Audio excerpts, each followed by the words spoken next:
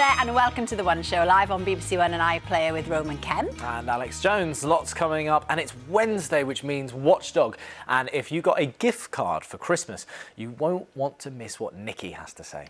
That's right, Roman. We're talking about Apple gift cards and how some people have experienced problems when they've tried to use them. Also tonight, I'm looking at the company European Parking Collection, which is chasing some One Show viewers for toll charges it says they incurred while driving on holiday abroad, when they weren't even there.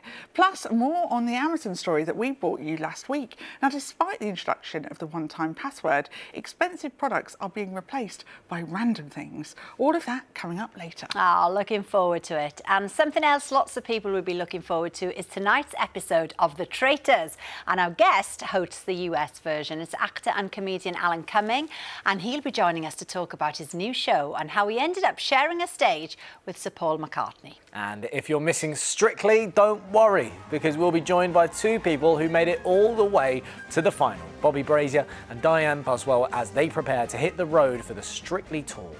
So if you've got a question for Alan or Bobby or Dianne, you know what to do. All the details are there for you now. Yeah, first tonight though, with the cost of energy recently going up, many household budgets will now be under even more pressure. Residents in some rural parts of the UK have been told they could be eligible for a discount on their energy bills, but there's a catch. Joe Crowley went to find out more. From electric cars to heat pumps, how we generate power and use it is changing radically. To meet that demand, the National Grid says the UK needs a rewire, costing billions of pounds in new power infrastructure. That means the addition of hundreds of miles of new overhead cables, pylons and substations. And if households in England and Wales find that's coming near to them, the government's announced a potential £1,000 a year discount off their energy bills. I wouldn't want one next to my house. I could do with £1,000, really. We've got to generate energy, we've got to move it around. There has to be the infrastructure.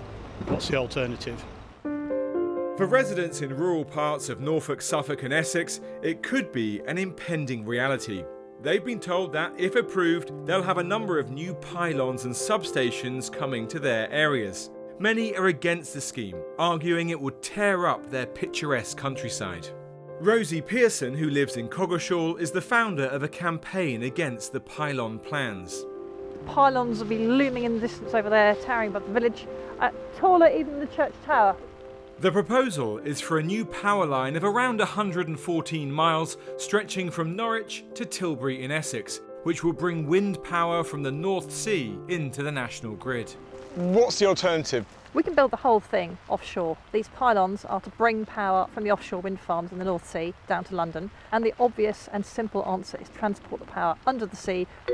Rosie suggests that this solution, via something known as an integrated offshore grid, would do away with the need for so many new pylons, and claims it would have a number of other benefits. That sounds a beautifully clean solution. Is it actually feasible? They're doing it over on the continent. We know it's technically feasible. We know it reduces the amount of infrastructure overall, which makes it cheaper, and we know it's better for the environment. But the government says it's not that straightforward, and offshore routes might not be more environmentally friendly or cheaper. A point the National Grid's Tom McGarry also makes clear. When we come to propose new infrastructure, we have to get the technology right, and crucially, we also have to satisfy our regulator that we are going to deliver value for money to the consumer. The onshore option is far cheaper than doing anything offshore.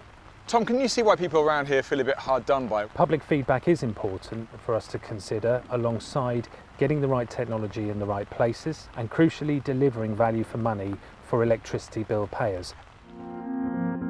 But for those living close to the proposed power lines, there is still uncertainty over how all this will work, and some say the suggested energy bill discounts don't go far enough. Jo Elliott lives near Colchester and fears a pylon will be just metres from her garden. So what's it like living with this? Oh, it's awful. You seriously have to consider moving. And of course, they'll actually have an impact on what you can sell for. But already people who are on this proposed pylon route are having trouble selling houses, or they're having to take massive price cuts. Locals claim that the latest valuations they've had saw anything between 10 and 40% knocked off the value of their home. The fact that the government's suggesting up to £80 a month maybe off your energy bills for living close to new pylons, would that change your mind in any way? I think it's insulting. I don't think anybody in senior government has really thought this through. A spokesperson for the Department for Energy Security and Net Zero told us it wants communities living near new transmission network infrastructure to benefit from supporting the delivery of cheaper, secure and low-carbon energy. It has consulted on proposals for community benefits and published the government response. There's absolutely no doubt that expanding our power network is needed. The question is, though, whether the right balance is being struck between the cost to bill payers and fairness to those who live in the shadow of any new power lines.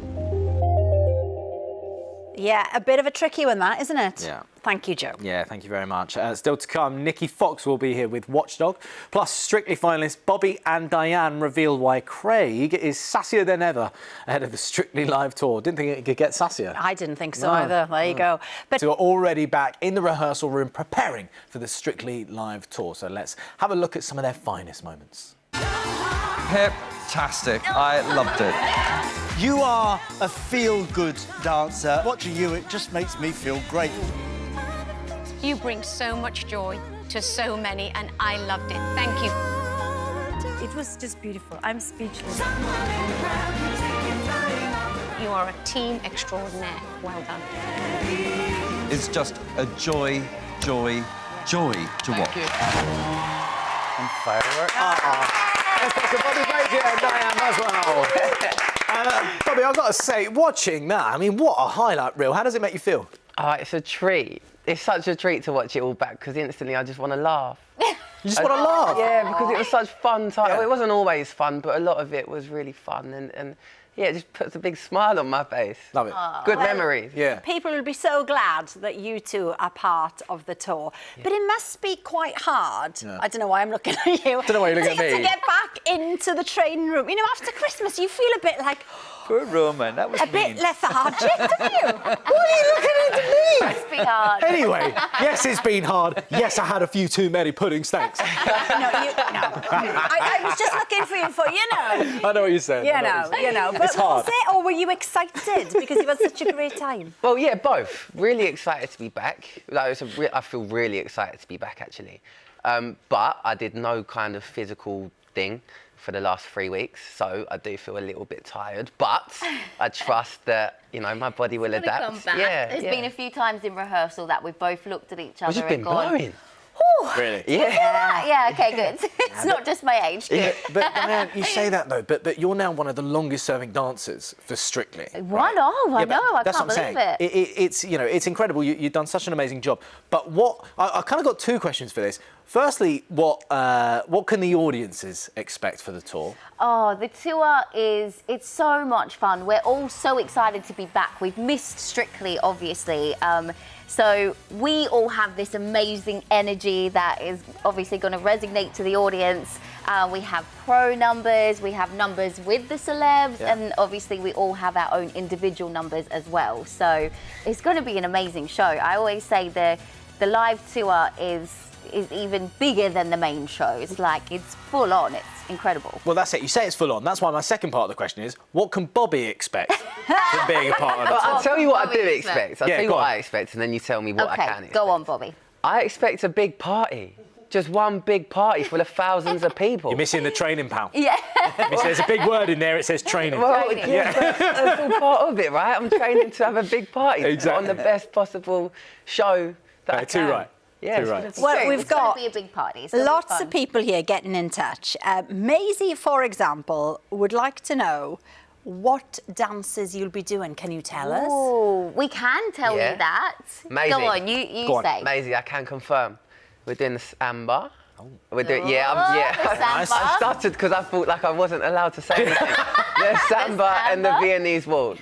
Oh, very. Yeah. I loved you with dark hair as well, Dianne. Oh, yeah, I do like the dark hair, actually. Yeah, so nice. I mean, it's incredible. Well, yeah, it's a brilliant partnership. And Dianne, you taught Bobby to dance. I mean, has he taught you anything yet? He has. He taught me how to be a little bit less stressy because I can be a little bit of a worrier, can't I? Yeah. So you were very good at keeping me very level and grounded and more calm, I would say. Good. Yeah. Well, I mean, Bobby, you've had such amazing support from your family that everyone's seen. And Dianne as well, your dad was super proud, right? Oh, my dad was so Talk to me about your old man, yeah. Yeah, he Legend, was the by the best. way. I feel like Mark is a legend here in the UK at the moment.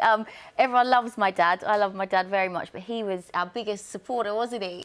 He really was. He was great. Oh. And obviously you'll be back to the day job on EastEnders for you, Bobby. But would you fancy a musical at some point? Yeah, I think doing Strictly, I learnt a little bit about what I like more. And I love to dance and I love to act, so to bring those two together, I think would be really fun. Well, look, you've got the maestro here. Yeah, I was about to say, Alan, is someone, you've won a Tony Award. Grasshopper. Please, reveal to you the secret. Take me in. But Alan, what would you say? You know, you've won a Tony Award for your performances in cabaret. I mean, for someone like Bobby that would look to get into something like this, what are the things that you need to understand? Oh gosh. Well, just sort of you have to work hard. You know, you've got to keep. It's a good party, but it's also like 8 shows a week's a killer. Yeah. You got to be fit. You've got to sort of hydrate, moisturise. Important. You know I moisturise. You do. I can tell you moisturise. It's clear. And also, just I think be your own person. Don't don't get pushed into a box because that's what makes you.